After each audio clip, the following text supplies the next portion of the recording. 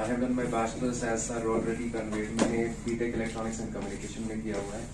After that I started preparing. It was in the final semester of BTech that I decided that I should go for civil services as an option. I had few options at that point of time. One was appearing for GRE and going to either US or Canada.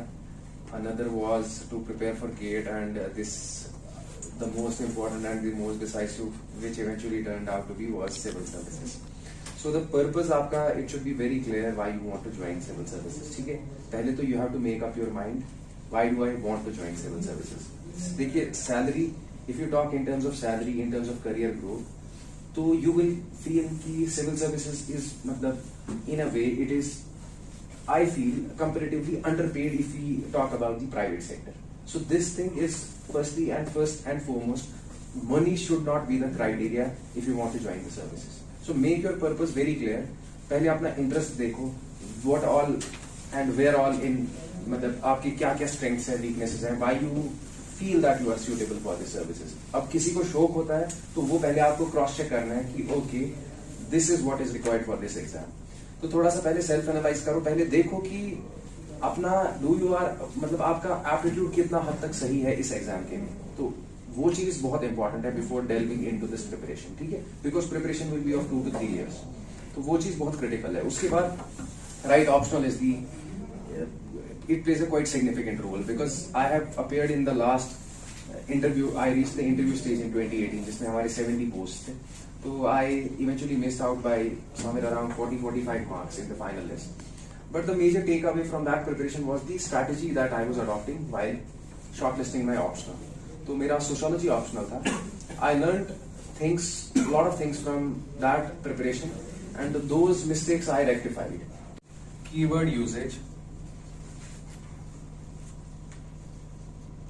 or how well you substantiate your arguments. Relevant ministry का data you quote वो वाला relevant, जैसे anaemic women India में, तो you can health ministry का data collect कर सकती हो, women's commission का डेटा कर सकते हो, NCRB का. फॉर इंस्टेंस आप डोमेस्टिक वायलेंस पे क्वेश्चन आ गया women का, तो there you have to use NCRB वाला डेटा. तो वो चीज आपको पहले अंडरस्टैंड करनी है. So this should be very specific. Then while you are substantiating your body, you are justifying what are the reasons for this. तो रीजंस में आपको कीवर्ड पहले आप कोई पॉइंट वाइज लिख रहा है ना, ऐसे दिल्ली वाला, J&K वाला, तो कर दिया ना इनोवेट ऐसे. अब सीरीज ऑफ 2022, ठीक है. अब उसमें you download the schedule first, उसमें 30 टेस्ट होंगे. For each of the GS there will be like 4 test, 5 test और 7-8 टेस्ट होंगे ना ऑन एन एवरेज. अगर 30 को डिवाइड बाय 4 करें 7.5, ठीक है, तो 7, 7.5, 8 टेस्ट होंगे आपके हर कॉम्पोनेंट के. ठीक है, forget about the ethics part. अब GS 1, 2, 3, तो रफली there will be around 25-26 test. ठीक है, तो उसमें क्या आपको करना है, हिस्ट्री ना, each of the history, for example ancient वाले पार्ट में यू विल जस्ट हैव 1 और maximum 2 questions. From modern part you will have just 1 or 2 questions. From world history you will have just 1 or 2 questions. So investing about a month in world history is not advisable. मतलब क्योंकि आपको cost to benefit भी देखना है ना कि कितना yield आता है. अब जैसे सोसाइटी है, सोसाइटी में 7 to 8 questions will be asked in GS1. Prepare ही काम करना है, तो लो हैंगिंग फ्रूट है. 10, 12, 20 टॉपिक करने हैं prepare, as it is 6-7 question आएंगे. ज्योग्राफी बहुत वाइड है, 5 to 6 क्वेश्चन ही आना है.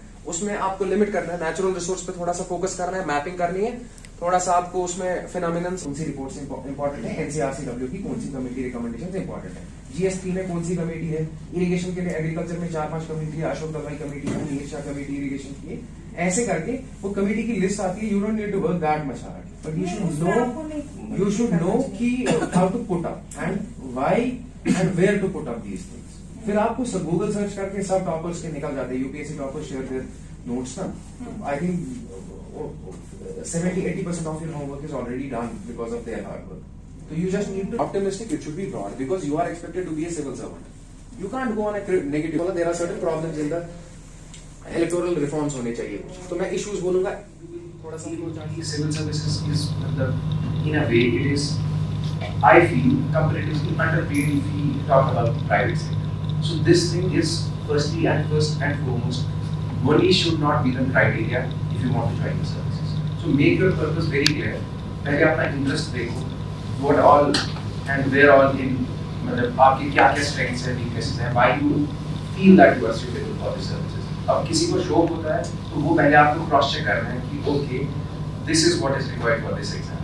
तो थोड़ा सा पहले सेल्फ एनालाइज करो, पहले देखो कि अपना डू यू आर मतलब आपका एप्टीट्यूड कितना हद तक सही है इस एग्जाम के लिए। तो वो चीज बहुत इंपॉर्टेंट है before delving into this preparation, because preparation will be of 2 to 3 years। वो चीज बहुत क्रिटिकल है। उसके बाद right optional is the it plays a quite significant role because I have appeared in the last interview. I reached the interview stage in 2018, जिसमें हमारे 70 posts थे। So I eventually missed out by somewhere around 40-45 marks in the final test. But the major takeaway from that preparation was the strategy that I was adopting while shortlisting.